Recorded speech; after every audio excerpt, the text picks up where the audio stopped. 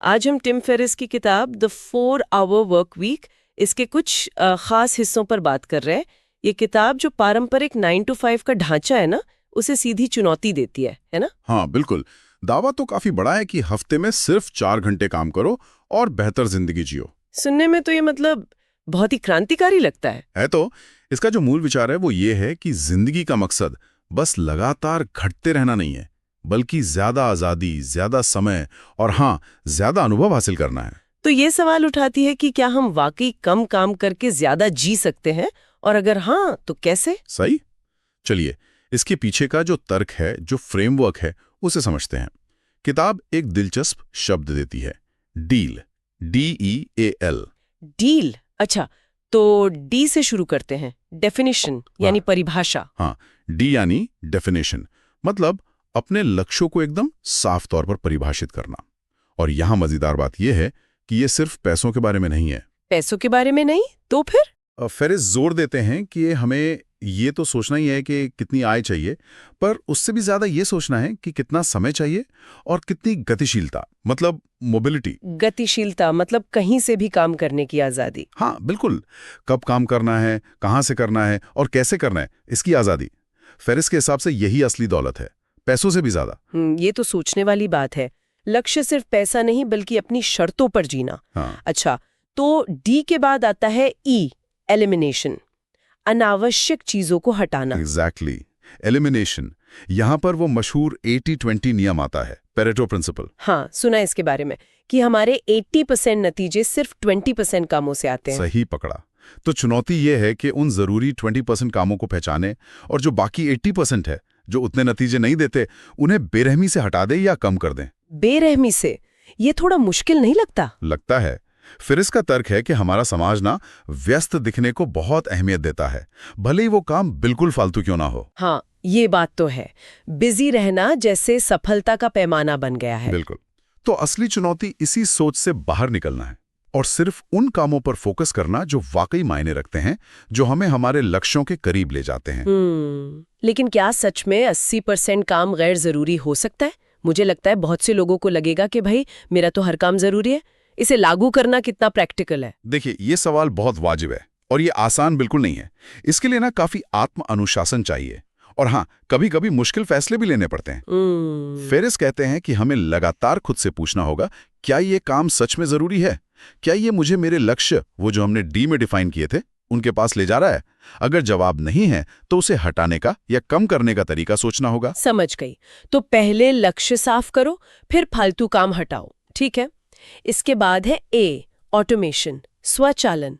इसका क्या मतलब हुआ? मतलब ऑटोमेशन यानी आय के ऐसे स्रोत बनाना जो आपके लगातार समय दिए बिना खुद ब खुद चलते रहें। पैसिव इनकम जिसे कहते हैं एक तरह से। जैसे काम आउटसोर्स करना, किसी वर्चुअल असिस्टेंट को रख लेना, या फिर कोई ऐसा ऑनलाइन बिजनेस खड़ा करना जिसमें आपकी सीधी भागीदारी कम से कम हो। अच्छा। हाँ, ये जरूर है कि इसे सेटअप करने में शुरू में मेहनत लगती है, शायद पैसा भी लगे, लेकिन फेरिस मानते हैं कि लंबे समय की आजादी चाहिए तो ये जरूरी कदम है। मतलब शुरू की मेहनत बाद की आजादी के लिए। ठीक है। और आखिर में आता है एल, लिबरेशन, मुक्ति। हाँ, लिबरेशन। इसका मतलब है अपने काम को इस तरह से डिजाइन करना कि आप लोकेशन के बंधन से आजाद हों, मतलब कहीं से भी काम कर सकें, जिसे आजकल रिमोट वर्क कहते हैं। रिमोट वर्क तो अब काफी आम हो गया है। हाँ, पर फेरिस इसे और आगे ले जाते हैं। इसी से जुड़ा है उनका एक और काफी क्रांतिकारी विचार, मिनी रिटायरमेंट का। Mini retirement? ये क्या चीज है? इसका मतलब है कि रिटायरमेंट के लिए बुढ़ापे तक इंतजार क्यों करना, क्यों ना अपने करियर के दौरान ही बीच बीच में कई हफ्तों या महीनों के लंबे ब्रेक लिए जाएं। मतलब काम से लंबी छुट्टी लेकर घूमना फिरना, जिंदगी जीना। एग्जैक्टली। यात्रा करना, नई चीजें सीखना, अनुभव लेना, बजाय इसके कि सारी जिंदगी काम करते रहें और फिर शायद बुढ़ापे में मौका मिले या ना मिले। ये मिनी रिटायरमेंट वाली बात, ये तो वाकई पारंपरिक सोच को हिला देती है।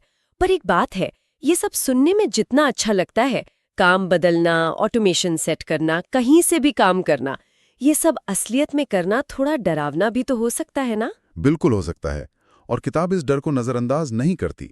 फेरिस इस पर बात करते हैं। वो कहते हैं कि डर को समझो, उसका विश्लेषण करो, उसे छोटे छोटे संभाले जा सकने वाले कदमों में तोड़ो। अच्छा, मतलब एकदम से बड़ी छलांग लगाने की जरूरत नहीं? नहीं, बिल्कुल नहीं। वो कहते हैं कि बड़े रिस्क लेने के बजाय छोटे छोटे प्रयोग करो, टेस्ट करो, देखो क्या काम करता है क्या नहीं। इससे जोखिम कम हो जाता है और आप धीरे धीरे सहज होते जाते हैं। मतलब ज्यादा सोचना नहीं, करके देखना है। तो ये सिर्फ काम करने का तरीका बदलने के बारे में नहीं है, ये डर पर काबू पाने और जो समाज के बने बनाए नियम है उन्हें चुनौती देने के बारे में भी है। सही कहा आपने।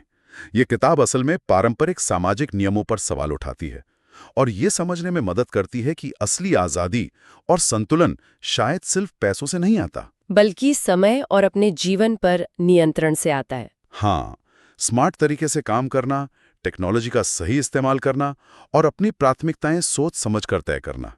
मेरे ख्याल से यही इसका निचोड़ है। तो कुल मिलाकर द 4 आवर वर्क वीक काम और जीवन को देखने का एक बहुत ही अलग और कह सकते हैं कि शक्तिशाली नजरिया पेश करती है।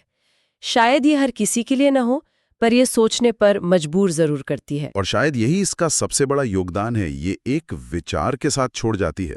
जरा सोचिए, अगर कोई व्यक्ति इस डील फ्रेमवर्क का सिर्फ एक सिद्धांत मान लीजिए, सिर्फ अपने सबसे महत्वपूर्ण 20% कामों को पहचान कर उन पर फोकस करने वाला सिद्धांत, इसे ही गंभीरता से अपनी जिंदगी में लागू करे, हाँ, तो उसके रोजमर्रा के काम करने के तरीके